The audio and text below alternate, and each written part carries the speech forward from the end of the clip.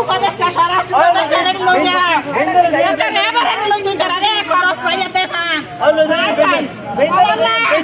আর কোকুত আন্দোলন লই যা আচ্ছা বাইরে মারি ফেলাইয়া দে 20-30 জন মিলে বাড়িতে ঢুকছেন আমার বাবাকে গুলি করে মেরে ফেলছে।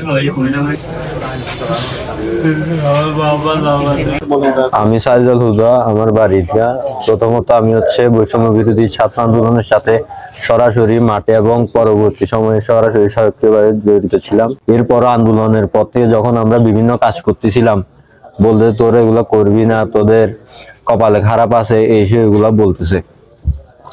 তো এগুলার জন্য ঘরে কয়েকবার হুমকি আসছিল। এরপর গত কয়েকদিন আগে যখন রাজ্জাক চেয়ারম্যান মানে ও আন্দোলনে আমাদের বিপক্ষে অবস্থান নিয়েছিল, ওই জন্য ওর অলরেডি জেলেও গেছিল। গত পরশু আমার সাথে দেখা হয়েছিল আর একটা কথা কাটাকাটির মাঝে বলতেছে যে তোর সরকার কতদিন থাকবে, তোদের এই পাওয়ার বেশি দিন চলবে না, ওইরকম করে হুমকি দিয়েছিল। এরপরে চলে আসি। তো আজকে এই ঘটনাকে কেন্দ্র করে আমাদের আম্মু তারাকে হামলা করছে। আমার ভাইয়ের এখান থেকে হাড্ডি ভেঙে গেছে, আমার আম্মুর আঙ্গুল দুইটা কি হয়েছে জানি না, পুরো কালো হয়ে গেছে।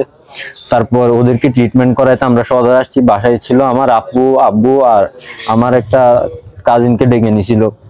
তো 8টার দিকে যখন আমরা সবাই কথা বলতেছি, তখন ফোন আসলো যে আমার মামা নাকি আসতেছে বাড়ির এখানে, আমাদের সামনে মসজিদ আছে, ওই মসজিদে কারা 2-1 জন বাড়ি মারি চলে গেছে। এরপর যখন আস্তে আস্তে খবর শুনতেছি যে আমার ঘরে আগুন লাগাই দিচ্ছে, ভাঙচুর চলতেছে, বাবা গুলি খাইছে। এরপরে যখন হামলা চলতেছিল, ওই সময় আমরা প্রশাসনের সাথে যোগাযোগ করছিলাম। প্রশাসন বলতে গেলে এক প্রকার নীরব ছিল। তারা এমন ভাবে অ্যাকশন নিচ্ছিল যাতে এটা মস্কারি খেলা পাইছে। তারা আমাদের সাথে এমন ভাবে বিহেভ করছে যাতে আমরা ওদের সাথে মস্কারি করতেছি। তো আমি জানতে চাই মস্কারি কেন, এত লেট অ্যাকশন নিলে কেন? আজকে যদি যথাসময়ে অ্যাকশন নিতে, আজকে আমার আব্বু বেঁচে যাইতো।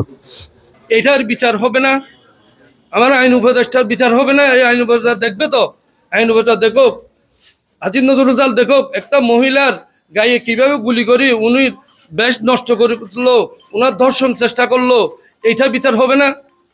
ওনাদের সাথে কোনো ঝামেলা ছিল না,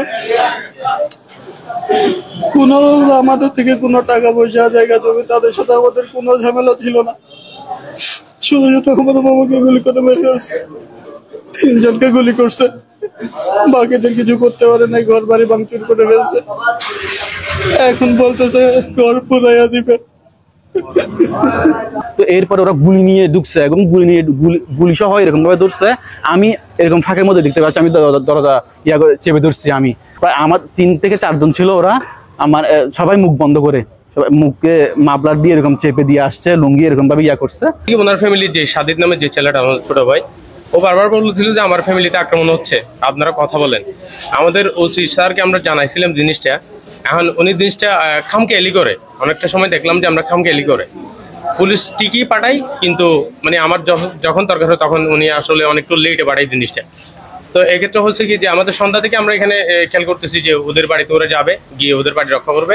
এর আগে থেকে ওখানে কিছু পোলাপান নাকি হায়ার করা কিছু পোলাপান এখানে জড়ো হয়েছিল। জড়ো হওয়ার পর এক পর্যায়ে এখন শুনতেছি ওর বাবারে গুলিবিদ্ধ করছে। এটা